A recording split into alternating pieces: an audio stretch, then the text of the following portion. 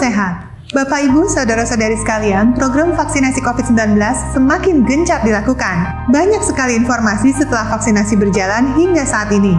Keamanan vaksin sampai reaksi setelah divaksin menjadi pertanyaan yang kerap dilontarkan. Ini wajar, tapi pastikan sumber informasinya benar ya, perihal keamanan, kemudian proses uji klinis yang dilakukan Badan Pengawas Obat dan Makanan atau Badan POM, menegaskan vaksin COVID-19 tidak menggunakan bahan berbahaya dan aman.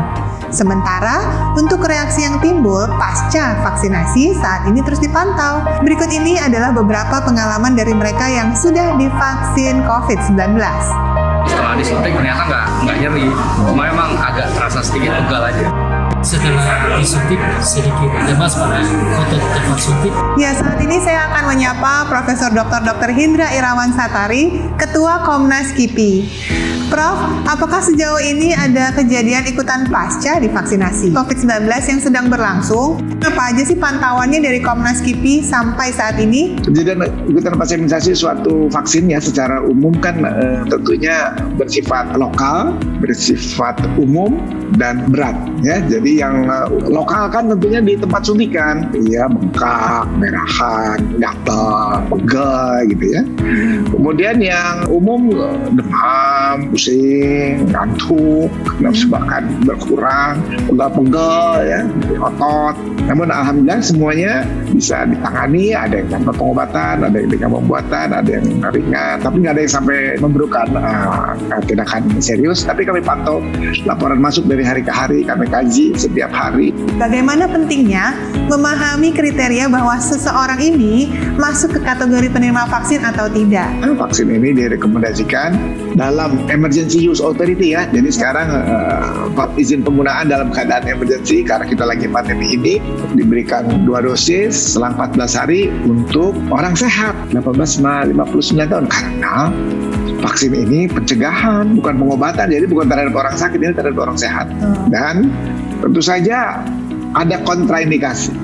Kontraindikasinya cuma 2 sebetulnya. Yang pertama, riwayat alergi terhadap komponen vaksin. Yang kedua, sindrom imunodefisiensi primer. Artinya memang mempunyai kelainan bawaan, daya tahan tubuhnya tidak normal, rendah. Jadi kita tidak bisa berikan karena kita memberikan sesuatu rangsangan agar imun sistem kekebalan di seseorang membentuk zat anti. Jadi hanya 2 itu. Yang lain dalam bahasa Inggrisnya warning atau precaution. Apa artinya?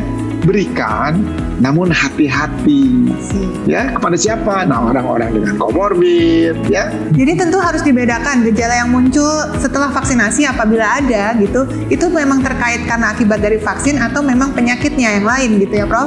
Ya. Yang pertama onset atau awitan. Jadi waktu pemberian sampai terjadi kejadian itu harus ada sesuai dengan fase 1, fase 2, fase 3. Dan yang kedua tidak ada penyakit lain. Kalau memang nggak ada penyakit lain ya udah pasti itu disebabkan oleh vaksin. Tapi kalau masih ada penyakit lain, nah itu masih mungkin disebabkan oleh penyakit lain. Jadi kejadian ikutan pasca imunisasinya tidak terkait dengan pemberian vaksin yang diberikan. Tentu saja KIPI nggak mungkin nggak ada kita memasukkan sesuatu benda asing ya, produk biologi.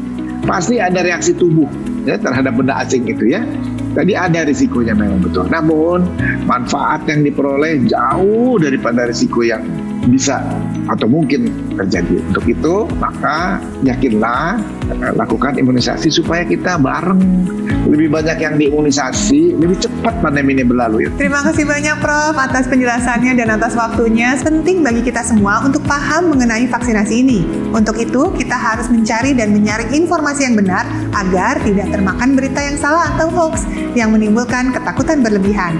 Ingat, vaksinasi ini bukan hanya bermanfaat untuk diri kita sendiri saja, tapi juga untuk melindungi orang-orang di sekitar kita. Jadi, mari persiapkan diri sebelum divaksin dan tetap disiplin 3M.